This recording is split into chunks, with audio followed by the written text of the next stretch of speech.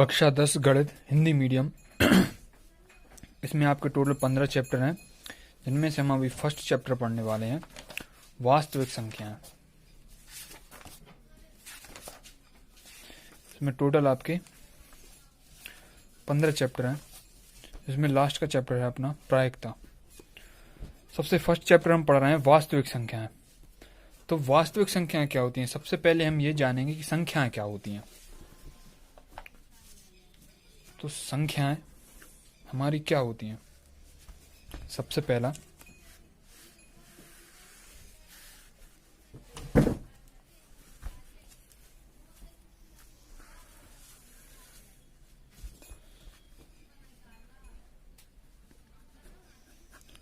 संख्याएं क्या होती हैं?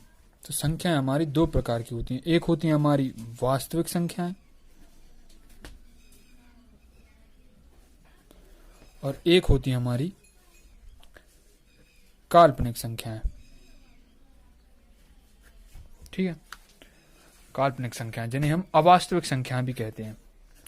अब वास्तविक संख्याएं हमारी कितने प्रकार की होती हैं? तो वास्तविक संख्याएं हमारी कई प्रकार की होती हैं, जैसे कि पहली होती है हमारी प्राकृतिक संख्याएं, दूसरी होती है हमारी पूर्ण संख्याएं, तीसरी होती है हमारी परिमेय संख्याएं, चौथी होती है हमारी अपरिमेय संख्याएं, और जो सबसे लास्ट होती है वो होता है हमारा पूर्णांक। ठीक है, अब प्राकृतिक संख्या हमारी क्या होती हैं? इन्हें हम n से प्रदर्शित करते हैं, जिन्हें हम नेचुरल नंबर भी कहते हैं, जैसे 1 2 3 4 5 6 7 ये डॉट डॉट डॉट चलता जाता है, ये कभी खत्म नहीं होगा। नंबर 2 हमारी क्या है? पूर्ण संख्याएं। तो पूर्ण संख्याएं, इन्हें हम होल नंबर भी कहते हैं, इन्हें हम W से प्रदर्शित करते हैं। पूर्ण संख्या हमारी क्या होती हैं? 0 1 2 3 4 5 6 7 डॉट डॉट डॉट, ये भी ऐसा चलता जाता है। नंबर 5 हमारा क्या है? पूर्णांक। तो पूर्णांक हमारे क्या होते हैं? पूर्णांक को हम Z से प्रदर्शित करते हैं।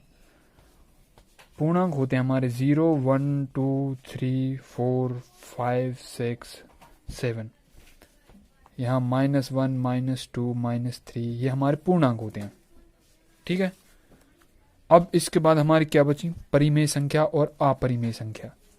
तो जाहिर है जो परिमेय संख्या होगी वो हमारी अपरिमेय संख्या नहीं हो सकती। तो हमारी परिमेय संख्या क्या है? परिमेय संख्या तो प्रत्येक वह संख्या जिसे हम P/Q के रूप में लिख सकते हैं, जहां Q का मान कभी 0 नहीं हो सकता। P व Q हमेशा एक पूर्णांक होते हैं, व P व Q का जो SCF होता है वो हमेशा कितना आता है? 1 आता है। जो संख्याएं इन चीजों को संतुष्ट करती हैं वह हमारी परिमेय संख्या कहलाती हैं। अब क्या है हमारी अपरिमेय संख्या? अपरिमेय संख्याएं। तो अपरिमेय संख्या हमारी क्या होती हैं? जितनी भी अभाज्य संख्याएं हैं जो सिर्फ स्वयं से विभाजित होती हैं व 1 से विभाजित होती हैं, जिनका कोई वर्ग नहीं होता, ठीक है, वह हमारी अपरिमेय संख्या होती हैं। जैसे कि 3 5 7, ठीक है, ये हमारी अपरिमेय संख्या होती हैं। परिमेय संख्या क्या होती है? जैसे कि 4, तो 4 का वर्ग 2 होता है। ठीक है, इनका कोई वर्ग नहीं होता, यह अभाज्य संख्या होती हैं, तो यह अपरिमेय संख्या कहलाती हैं। ठीक है, यह था हमारा बेसिक कॉन्सेप्ट। अब हम आते हैं प्रश्नावली पे। तो फर्स्ट प्रश्नावली हमारी क्या है?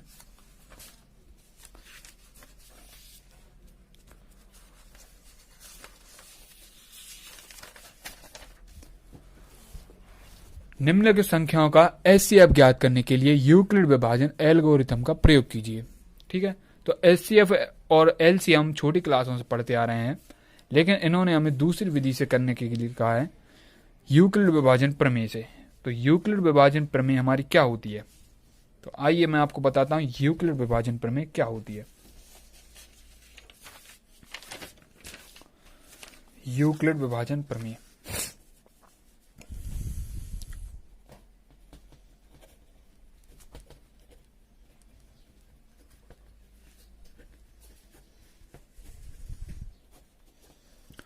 ठीक है। तो यूक्लिड विभाजन प्रमेय क्या होती है हमारी, मान लो कोई भी दो नंबर ले लो ए और बी, ठीक है, जहां ए बड़ा है बी से। यदि ए बड़ा है बी से तो हम ए को क्या ले सकते हैं, बी क्यूब प्लस आर के रूप में लिख सकते हैं, ठीक है। जहां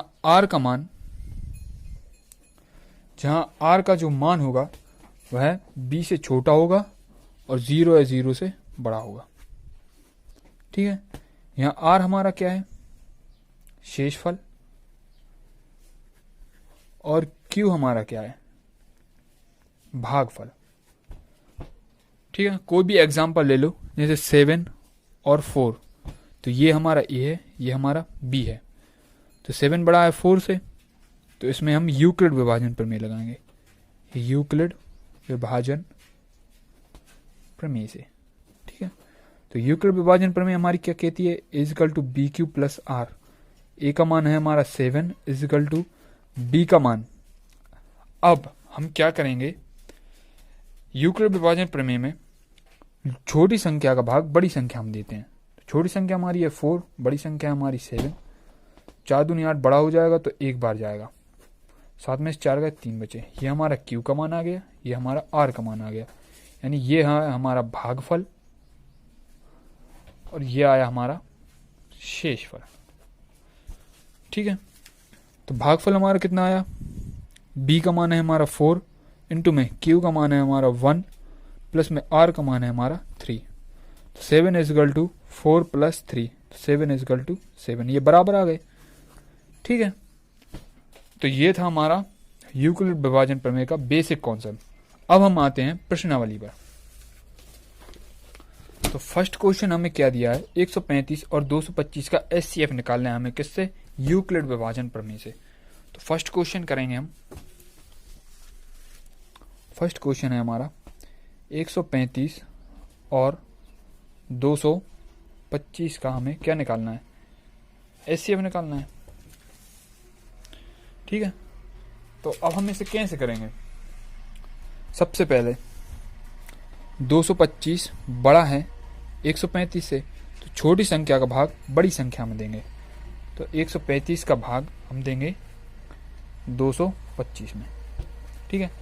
तो 135 दूनी 270 बड़ा हो जाएगा तो एक बार जाएगा, 135 से कम 135। तो 5 में से 5 गया 0, 12 में से 3 गए 9, 1 में से 1 गया 0, 90 आ गया हमारा। अब हम क्या करेंगे, अब हम केस बनाएंगे। तो क्या लिखेंगे, यूक्लिड विभाजन प्रमेय से। यूक्लिड विभाजन प्रमेय हमारी क्या है, is equal to B Q plus R, जहाँ ए का मान है हमारा 225, बी का मान है हमारा 135, ठीक है। तो ए का मान है हमारा 225 इजिकल टू 135, क्यू का मान आया हमारा 1 और आर का मान आया हमारा 90। तो इनटू में 1 प्लस आर का मान आया हमारा 90। अब हम क्या करेंगे, एक बार इसे ले लेंगे और एक बार इसे ले लेंगे। तो क्या हो जाएगा, 135 इजिकल टू 90, यानी कि 90 का भाग हम 135 में देंगे। तो 90 का भाग हम 135 में देंगे। तो 9 दूनी 18, 180 बड़ा हो जाएगा, तो एक बार जाएगा, 90 एकम 90, यहाँ 5, 13 में से 9 गए, कितने बचे, 13 में से 9 गए 4 बचे, ठीक है, 45। तो ये आया हमारा क्यू का मान, ये आया हमारा आर का मान, इनटू में क्यू हमारा कितना है 1 प्लस आर हमारा कितना आया 45, ठीक है। अब एक बार हम इसे ले लेंगे और एक बार हम इसे ले लेंगे। तो ये हमारे केस बन रहे हैं, फर्स्ट केस था, ये हमारा सेकंड केस था, अब ये हमारा थर्ड केस होगा। 90 इजकल टू 45, तो ये क्या हो जाएगा, 45 का भाग देंगे 90 में, तो 45 दूनी 90। हमें तब तक सॉल्व करना होता है जब तक कि शेषफल 0 नहीं आ जाता। ठीक है, तो शेषफल हमारा 0 आ गया, भागफल हमारा 2 आ गया। तो 45 इंटू 2 प्लस 0। अब इसमें आंसर हमारा क्या होगा, जिससे हमने सबसे लास्ट बार भाग दिया हो। शेषफल हमारा 0 है और भाजक क्या है इसमें, भाजक हमारा 45 है, जिससे हमने सबसे लास्ट बार भाग दिया हो। रूल यही कहता है कि जिससे सबसे लास्ट बार भाग दिया हो वही हमारा आंसर होता है। तो 135 व 225 का HCF हमारा कितना आएगा, 45। ये हमारा आंसर हो गया।